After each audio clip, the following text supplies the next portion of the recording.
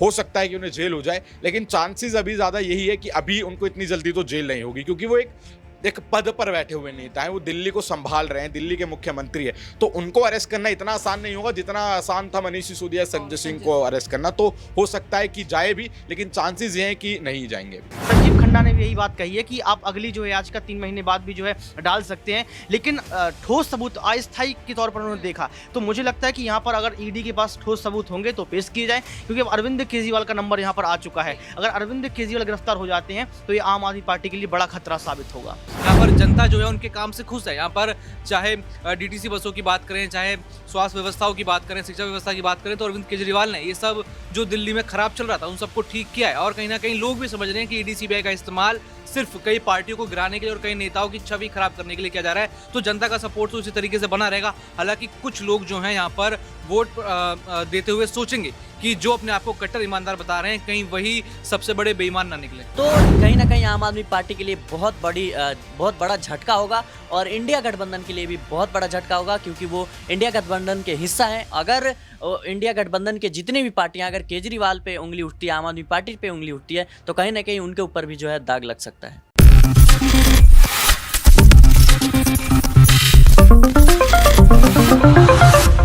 2024 से पहले क्या खत्म हो जाएगी आम आदमी पार्टी?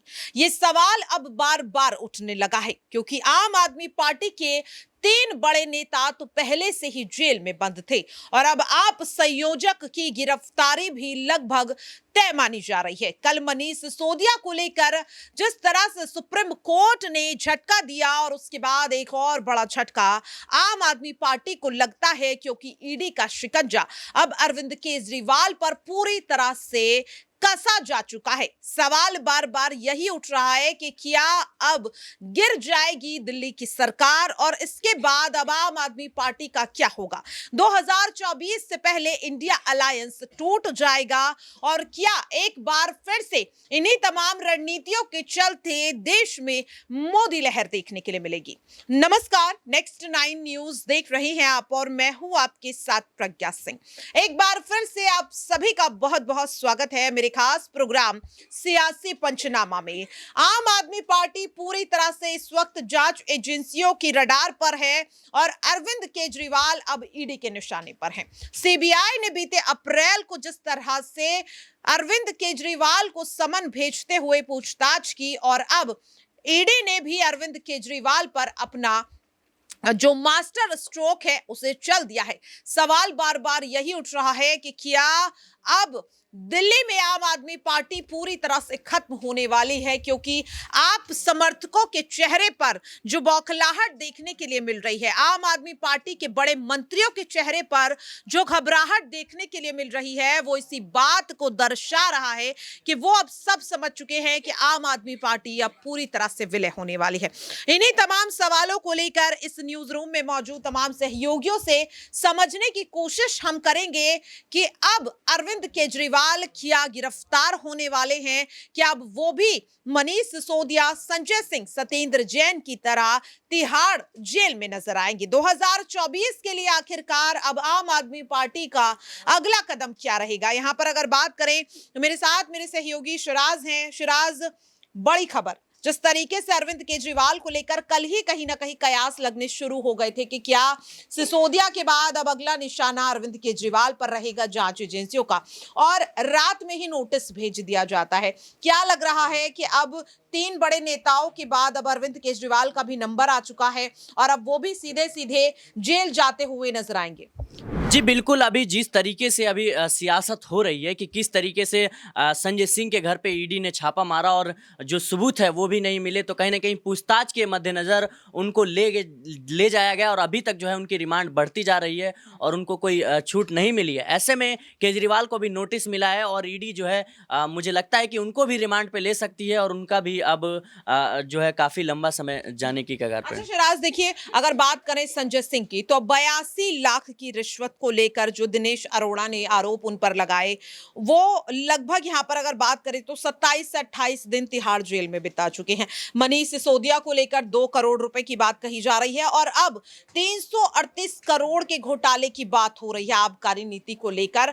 और इस पूरे मामले में बार बार भारतीय जनता पार्टी अरविंद केजरीवाल को मेन मास्टरमाइंड के तौर पर दिखा रही। तो 2 करोड़ 82 लाख के बाद अब जिस तरीके से लगभग 350 करोड़ का ये मामला निकलकर सामने आया है, सुप्रीम कोर्ट ने भी माना कि आम आदमी पार्टी की इसमें संलिप्तता है। तो क्या लग रहा है कि अब अरविंद केजरीवाल पूरी तरह से जेल जाते हुए नजर आएंगे और ऐसे में आम आदमी पार्टी का क्या होगा? क्या किसी अन्य चेहरे पर चुनाव यहां पर लड़ा जाएगा या फिर आम आदमी पार्टी अब इंडिया गठबंधन से अलग थलग होती हुई नजर आएगी? जी देखिए, इंडिया गठबंधन से तो वो अलग नहीं होगी क्योंकि उनका खुद का घर जब टूट चुका है तो दूसरों का सहारा जरूर लेंगे। और बात करें हम अरविंद केजरीवाल की, तो वो आम आदमी पार्टी के संयोजक हैं और दिल्ली के मुख्यमंत्री भी हैं। ऐसे में अगर वो जेल जाते हैं तो कहीं ना कहीं आम आदमी पे खतरा जो है वो लगातार बढ़ता रहेगा और आम आदमी पार्टी का वो मुकाम जो है, क्योंकि कहीं ना कहीं केजरीवाल हर जगह इसी दम पे चुनाव लड़ते हैं कि हम कट्टर ईमानदार हैं, हमने ये काम किया, हमने वो काम किया। लेकिन अगर वो इस चीज़ों में, इस आरोप में अगर सम्मिलित पाए जाते हैं तो कहीं ना कहीं आम आदमी पार्टी के लिए बहुत बड़ा झटका होगा और इंडिया गठबंधन के लिए भी बहुत बड़ा झटका होगा, क्योंकि वो इंडिया गठबंधन के हिस्सा हैं। अगर इंडिया गठबंधन के जितनी भी पार्टियां अगर केजरीवाल पे उंगली उठती है, आम आदमी पार्टी पे उंगली उठती है, तो कहीं ना कहीं उनके ऊपर भी जो है दाग लग सकता है। वाकई में देखिए, यहाँ पर साफ तौर पर शिराज ने कहा कि इंडिया गठबंधन पर बड़ा दाग यहाँ पर लग सकता है। अब जिस तरीके से शिराज ने इंडिया गठबंधन का नाम लिया, याद होगा इंडिया गठबंधन की जब यहाँ पर कह सकते गठन हुआ था, तब राहुल गांधी की जो संसद सदस्यता है ना तो वो वापसी हुई थी और ना ही मोदी सर ने मामले में उन्हें राहत मिली थी। लेकिन तब यहाँ पर देखा गया था कि सभी विपक्षी दल राहुल गांधी को समर्थन देते हुए नजर आए थे, चाहे शिवसेना हो, कांग्रेस हो, यहाँ पर आम आदमी पार्टी हो, समाजवादी पार्टी हो या बहुजन समाजवादी पार्टी ही क्यों ना हो। यहाँ पर दौलत है मेरे साथ, दौलत राहुल गांधी पर जब हमने देखा था कि उन्हें राहत नहीं मिल रही थी तो अरविंद केजरीवाल ने भी उन्हें अपना समर्थन दिया। वो खुद कहते हुए नजर आए कि आपसी मनमुटाव एक तरफ, लेकिन राहुल गांधी के साथ जो हो रहा है वो गलत हो रहा है। लेकिन आज कहीं ना कहीं ये देखा जा रहा है कि आम आदमी पार्टी लगभग खत्म होने की कगार पर है, लेकिन इंडिया अलायंस उतनी फुर्ती नहीं दिखा रहा है, उतना जोश नहीं दिखा रहा है, उनका समर्थन नहीं कर रहा है। तो क्या लग रहा है कि क्या अब अरविंद केजरीवाल को बीच मझधार में छोड़ने का काम कहीं ना कहीं गठबंधन ने भी कर दिया है, क्योंकि विपक्षी दल कहीं ना कहीं इस पर ठंडे पड़े हुए नजर आ रहे हैं और ये बहुत बड़ा मामला है। देखिए, शुरुआत में जब इंडिया अलायंस का गठन हुआ था, ये सब पार्टियां जब एक साथ मिल रही थी, कई वाद विवाद हमने आपस में देखे। यहाँ पर अरविंद केजरीवाल सीधा सीधा कई बड़े आरोप कांग्रेस के ऊपर लगा रहे थे। तो ये लड़ाई जो है इन लोगों की बहुत पुरानी है। लेकिन यहाँ पर जब हम संजय सिंह की गिरफ्तारी देखते हैं तो तब कई इंडिया अलायंस के कई सारे नेता उनके माता पिता से मिलने पहुंचे थे। उनको लेकर यहाँ पर बड़ी बड़ी बातें उन्होंने की थी, प्रेस कॉन्फ्रेंस यहाँ पर की थी और देखा जाए तो सपोर्ट तो उनको मिला था। लेकिन अरविंद केजरीवाल के ऊपर जब ये पूरा मामला आया तो यहाँ पर पूरा विपक्ष, पूरा इंडिया अलायंस पूरी तरीके से चुप है। हम देख रहे हैं बीजेपी के जो नेता हैं, जो बीजेपी के सांसद है, वो लगातार वार अरविंद केजरीवाल कर रहे हैं और ये हम 2013 से देख रहे हैं। जब से अरविंद केजरीवाल राजनीति में आए हैं तो उनकी सबसे बड़ी दुश्मन यहाँ पर बीजेपी है। और बीजेपी में खासकर देखा जाए जो दिल्ली के बीजेपी के नेता हैं वो उनके सबसे बड़े दुश्मन यहाँ पर बनते हुए नजर आ रहे हैं। और अब कहीं ना कहीं जो अरविंद केजरीवाल मुखरता से अपनी आवाज़ उठाते हैं, यहाँ पर बड़े बड़े बयान प्रधानमंत्री के खिलाफ देते हैं, कहीं ना कहीं वो यही चीज़ें भुगत रहे हैं। और अब इंडिया अलायंस में वो बड़ा घटक दल बनते हुए नजर आ रहे थे, क्योंकि गोवा, पंजाब, दिल्ली में वो अपनी ताकत दिखा चुके हैं और अब वो मध्य प्रदेश, राजस्थान और छत्तीसगढ़ जा रहे थे, वहाँ पे भी जनता का हुजूम देखने को मिला। तो कहीं ना कहीं कई लोगों की राजनीति इसके चलते खराब होगी और खराब हुई भी है। तो हम देख सकते हैं कि राजनीति प्रतिद्वंद है और साथ ही साथ इंडिया अलायंस भी कहीं ना कहीं अब अरविंद केजरीवाल के सपोर्ट में नहीं है। संजय सिंह, मनीष सिसोदिया के सपोर्ट में था, लेकिन जब ये बात अरविंद केजरीवाल पे आई तो ये पूरा गठबंधन जो है ठंडा पड़ता हुआ नजर आ रहा है। बिल्कुल, देखिए यहाँ पर अगर बात करें दौलत, जिस तरीके से हमने देखा कि संजय सिंह हो, मनीष सिसोदिया हो, दोनों जेल जा चुके हैं। कल जब फैसला सुप्रीम कोर्ट का मनीष सिसोदिया को लेकर आया तो चाहे यहाँ पर सुधांशु त्रिवेदी हो, मनोज तिवारी हो या फिर तमाम नेता हो, कहीं ना कहीं उनके बयानों में ये देखा जा रहा था कि वो सिसोदिया पर कम और केजरीवाल पर ज्यादा हमलावर हो रहे हैं। तो क्या जिस तरीके से बार बार विपक्ष कह रहा है कि ईडी सीबीआई तमाम जांच एजेंसी को कठपुतली बनाया जा रहा है, तो जब बार बार बीजेपी के नेता केजरीवाल का नाम ले रहे थे, क्या उसके बाद इतनी हड़बड़ाहट में ईडी का ये समन आया है? क्योंकि फैसला सुबह आता है और शाम को ईडी का समन आ जाता है, दोनों में कोई तालमेल यहां पर दिखाई दे रहा है। आखिरकार इतनी जल्दबाजी में ईडी ने समन क्यों यहां पर भेजा होगा? क्योंकि अरविंद केजरीवाल तो कह रहे हैं कि चुनाव सर पर है और इसीलिए ईडी सीबीआई का इस्तेमाल यहां पर किया जा रहा है। जी, आपने जहाँ पे तालमेल की बात करी तो तालमेल आप देखिए कि जहाँ जहाँ चुनाव वहाँ ईडी और सीबीआई की कार्रवाई हम लगातार तेज देखते हैं। हमने राजस्थान में देखा कि चुनाव आने वाले थे, गहलोत ने कई बड़ी बड़ी योजनाओं को यहाँ पर जो है हरी झंडी दिखाई और उसके बाद हम देखते हैं उनके बेटे के समेत उनके कई मंत्री यहाँ फंसते हुए नजर आते हैं और अब यही हम आम आदमी पार्टी के साथ देख रहे हैं। तो लगातार हम देख सकते हैं कि यहाँ पर राजनीतिक प्रतिद्वंदी निकालने के लिए ईडी सीबीआई यहाँ पर लगातार उनका इस्तेमाल किया जा रहा है। जिस तरीके से सुधांशु त्रिवेदी और बाकी अन्य लोगों ने अरविंद केजरीवाल को इस पूरी आबाकारी नीति का दोषी जो है ठहराया और हमने देखा भी है कि आबाकारी नीति में कुछ ना कुछ जो थे कुछ लूज इसमें चीजें थी।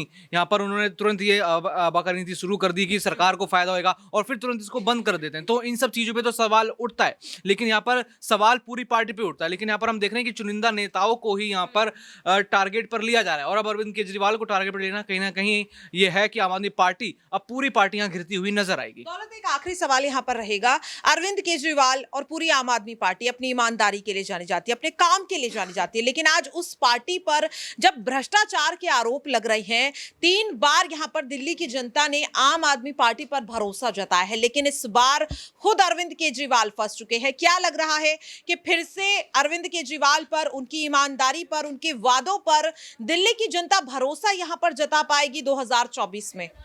बिल्कुल, यहाँ देखें तो जनता का भरोसा अभी भी अरविंद केजरीवाल और उनके नेताओं पर बना हुआ है। हमने देखा था जब संजय सिंह की गिरफ्तारी हुई तो दिल्ली की जनता और आम आदमी पार्टी के कार्यकर्ता पूरी तरीके से ईडी की गाड़ी को उन्होंने घेर लिया था। वो अपने नेता को यहाँ से जाने नहीं दे रहे थे। तो हम देख सकते हैं कि अरविंद केजरीवाल की वही सपोर्ट हमको नजर आ सकता है। यहाँ पर जनता जो है उनके काम से खुश है। यहाँ पर चाहे डीटीसी बसों की बात करें, चाहे स्वास्थ्य व्यवस्थाओं की बात करें, शिक्षा व्यवस्था की बात करें, तो अरविंद केजरीवाल ने ये सब जो दिल्ली में खराब चल रहा था उन सबको ठीक किया है और कहीं ना कहीं लोग भी समझ रहे हैं कि ईडी सीबीआई का इस्तेमाल सिर्फ कई पार्टियों को गिराने के लिए और कई नेताओं की छवि खराब करने के लिए किया जा रहा है। तो जनता का सपोर्ट तो उसी तरीके से बना रहेगा। हालांकि कुछ लोग जो हैं यहाँ पर वोट देते हुए सोचेंगे कि जो अपने आप को कट्टर ईमानदार बता रहे हैं कहीं वही सबसे बड़े बेईमान ना निकले। वाकई में देखिए, यहाँ पर अगर बात करें जिस तरह से दौलत ने कहा कि इस पूरे मामले का, ईडी की कार्रवाई का, उनके एक्शन का, भ्रष्टाचार को लेकर जो आरोप यहाँ पर जांच एजेंसियां लगा रही हैं, उसके बाद दिल्ली की जनता कहीं ना कहीं एक बार तो वोट देने से पहले सवाल जरूर अपने आप से पूछेगी कि हम जिसे ईमानदार सोचकर वोट दे रहे हैं, क्या वो नेता, वो पार्टी वाकई में ईमानदार है? यहाँ पर ऋतिक है मेरे साथ। वो जब जमीनी स्तर पर जाकर जनता से जुड़ते हैं, दिल्ली की जनता से खास तौर पर अगर बात करें, बातचीत करते हैं, तो यहाँ पर आम आदमी पार्टी को लेकर आखिरकार जनता का क्या रुख यहाँ पर ऋतिक देखने के लिए मिलता है? क्योंकि आप जिस तरीके से ग्राउंड पर जाते हैं तो आप उस हकीकत को बेहतर ढंग से समझते हैं। कल मनीष सिसोदिया को लेकर जब आपने ग्राउंड पर जाकर पूछताछ की तो क्या लगा? भ्रष्टाचार के जो आरोप लग रहे हैं आम आदमी पार्टी पर, क्या दिल्ली की जनता उन आरोपों पर भरोसा जता रही है या फिर अरविंद केजरीवाल और उनकी सरकार के काम पर? देखिए, दिल्ली की जनता ने अरविंद केजरीवाल को 3 बार चुना और 3 बार मुख्यमंत्री बनाया। सबसे बड़ा सवाल यह है कि दिल्ली की जनता का यही कहना है कि अगर सुप्रीम कोर्ट ने मनीष सिसोदिया की याचिका को खारिज कर दिया, इसका मतलब कुछ तो घोटाला हुआ है। अरविंद केजरीवाल लगातार यही दावा कर रहे हैं कि 1947 के बाद अगर कोई ईमानदार पार्टी है तो वह आम आदमी पार्टी है। लेकिन जब सुप्रीम कोर्ट के द्वारा ही यहाँ पर मनीष सिसोदिया की याचिका खारिज कर दी जाती है तो ये पता चलता है कि यहाँ पर कुछ तो हुआ है। जनता का ये कहना है कि यहाँ पर सरकार को बारीकी से जांच करनी चाहिए और ईडी जो सबूतों को छुपा रही है उन सबूतों को जो है सबके सामने पेश करना चाहिए ताकि पता चल सके कि अरविंद केजरीवाल जो है यहाँ पर गुनहगार हैं या फिर निर्दोष हैं। क्योंकि दिल्ली की जनता ये कह रही है कि अरविंद केजरीवाल इतने ईमानदार नेता हैं जो देखा जाए जमीनी स्तर पर जो है एक के बाद एक बड़ी सौगात देते हैं, चाहे वो कुछ भी हम लोग यहाँ पर जमीनी स्तर की बात कर लें। तो जनता का यही मानना है कि अगर ईडी के पास कुछ भी सबूत है तो उसको साफ तौर पर कैमरे के सामने जो है पेश कर दिए जाए। संजीव खन्ना ने भी यही बात कही है कि आप अगली जो है आज का 3 महीने बाद भी जो है डाल सकते हैं, लेकिन ठोस सबूत अस्थायी के तौर पर उन्होंने देखा तो मुझे लगता है कि यहाँ पर अगर ईडी के पास ठोस सबूत होंगे तो पेश किए जाएं, क्योंकि अब अरविंद केजरीवाल का नंबर यहाँ पर आ चुका है। अगर अरविंद केजरीवाल गिरफ्तार हो जाते हैं तो ये आम आदमी पार्टी के लिए बड़ा खतरा साबित होगा। वाकई में देखिए, जिस तरीके से ऋतिक ने साफ तौर पर कहा कि अगर अरविंद केजरीवाल गिरफ्तार हो जाते हैं तो आम आदमी पार्टी के लिए ये बहुत बड़ा झटका होगा और चुनाव में कहीं ना कहीं उनकी पार्टी पर खतरा भी मंडराता हुआ नजर आएगा। यहाँ पर मेरे साथ तुषार हैं। तुषार, अरविंद केजरीवाल को ईडी का समन, किस तरह से इसे देख रहे हैं और क्या लग रहा है कि अब आम आदमी पार्टी 2024 से पहले पूरी तरह से खत्म हो जाएगी? जी देखिए, सबसे पहले तो आपको बता दें कि जिस तरीके से मनीष सिसोदिया की जो रिहाई को लेकर बड़ा फैसला आना था, उसमें जिस तरीके का बड़ा झटका लगा है, उससे आम आदमी पार्टी के खेमे के अंदर हमें बहुत ज़्यादा जो है वो टेंशन देखने को मिल रही है। टेंशन प्लस तब हो जाती है जब अरविंद केजरीवाल को भी जो है ईडी का यहाँ पर नोटिस जारी होता है। इसे साफ साफ पता चल रहा है कि किस तरीके से जो शराब नीति के तहत यहाँ पर मनी लॉन्ड्रिंग वाला ये जो मामला है, इसके तहत पूरी की पूरी पार्टी जो है आम आदमी पार्टी, उस पर कहीं ना कहीं जो है यहाँ पर शिकंजा कसने की कोशिश की जा रही है। अब ऐसा क्यों हो रहा है? मैं शुरुआती दौर से ये कह रहा हूँ कि बीजेपी को अगर किसी से खतरा है तो वो आम आदमी पार्टी है, क्योंकि जिस तरीके से आम आदमी पार्टी ने बीजेपी को दिल्ली में नहीं घुसने दिया, दिल्ली में एमसीडी में बैठे हुए 15 साल हो गए थे उन्हें, उसके बाद जिस तरीके से हटाया, गुजरात में घुस के 2 सीटें निकाली, पंजाब में हराया, तो लगातार यहाँ पर अगर बीजेपी के लिए कोई बड़ा खतरा है तो वो आम आदमी पार्टी है। और इसी को लेकर आम आदमी पार्टी भी हमने बोल रही है कि हम एक खतरा बन रहे हैं इनके लिए और ये हमें जो है दबाना चाहते हैं। लेकिन एक सवाल यहाँ पर फिर भी खड़ा होता है, जिस तरीके से यहाँ पर मनीष सिसोदिया की रिहाई को जो है खारिज किया जाता है, उनकी बिल याचिका को, संजय सिंह को जो है 10 नवंबर को उनकी सुनवाई है, अब यहाँ पर मुखिया को जो है उनको नोटिस चला गया, तो कहीं ना कहीं मुझे ऐसा लगता है कि इस केस में कुछ ना कुछ तो ऐसा जरूर मिला होगा ईडी को भी या सुप्रीम कोर्ट को भी, जो लग रहा होगा कि कहीं ना कहीं आम आदमी पार्टी के बड़े नेता नहीं तो मतलब कोई ना कोई तो आम आदमी पार्टी के इसमें शामिल है इस भ्रष्टाचार में। तो कहीं ना कहीं हो सकता है कि ये एक चीज जब बाहर निकल कर आए तो हो सकता है कि इसमें बड़े नाम भी शामिल हो। लेकिन जो अभी तक जिस तरीके से ऑपोजिशन जो बातें कह रहा है वो अपनी जगह कह रहा है, लेकिन ईडी सुप्रीम कोर्ट जिस बेसिस पर काम कर रहे हैं वो अपनी जगह कर रहे हैं। लेकिन वक्त जब आएगा तो ये क्लियर हो जाएगा कि क्या इसमें कोई दोषी है, आम आदमी पार्टी सही में इसमें सम्मिलित है या नहीं है, या फिर चुनाव के मद्देनजर 2024 के लोकसभा चुनाव है, 2023 में 5 राज्यों में विधानसभा चुनाव है, या उसके मद्देनजर ये सब किया जा रहा है। अच्छा तुषार, एक आखिरी सवाल रहेगा, बहुत कम लफ्जों में जवाब चाहूंगी। अब तक हम बात कर रहे थे कि क्या संजय सिंह की दिवाली जेल में बनेगी, मनीष सिसोदिया की बनेगी।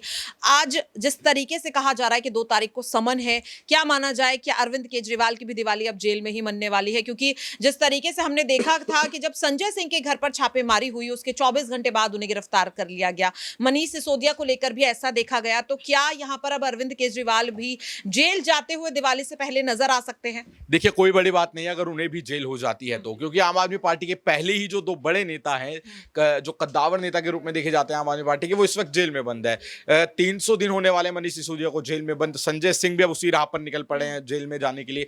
तो कहीं ना कहीं अरविंद केजरीवाल के ऊपर जो ये अब यहाँ पर ईडी ने भी शिकंजा कसना शुरू किया है, हो सकता है कि उन्हें जेल हो जाए, लेकिन चांसेस अभी ज्यादा यही है कि अभी उनको इतनी जल्दी तो जेल नहीं होगी, क्योंकि वो एक पद पर बैठे हुए नेता हैं, वो दिल्ली को संभाल रहे हैं, दिल्ली के मुख्यमंत्री है, तो उनको अरेस्ट करना इतना आसान नहीं होगा जितना आसान था मनीष सिसोदिया संजय सिंह को अरेस्ट करना। तो हो सकता है कि जाए भी, लेकिन चांसेस ये हैं कि नहीं जाएंगे अभी। बिल्कुल, देखिए यहाँ पर जिस तरीके से तुषार ने भी साफ तौर पर यही कहा कि हो सकता है कि अरविंद केजरीवाल की गिरफ्तारी हो जाए और शायद ना भी हो, लेकिन इंतजार यहाँ पर 2 अक्टूबर का किया जा रहा है। देखना होगा कि आखिरकार अब मनीष सिसोदिया, संजय सिंह और सत्येंद्र जैन के बाद क्या अरविंद केजरीवाल की भी अब गिरफ्तारी यहां पर देखने को मिलेगी, और या फिर यहां पर अरविंद केजरीवाल ईडी के सामने अपनी ईमानदारी को साबित कर पाएंगे? क्या लगता है आपको? अपनी राय कमेंट बॉक्स में जरूर शेयर करें और बाकी की अपडेट्स के लिए आप सभी देखते रहिए नेक्स्ट 9 न्यूज।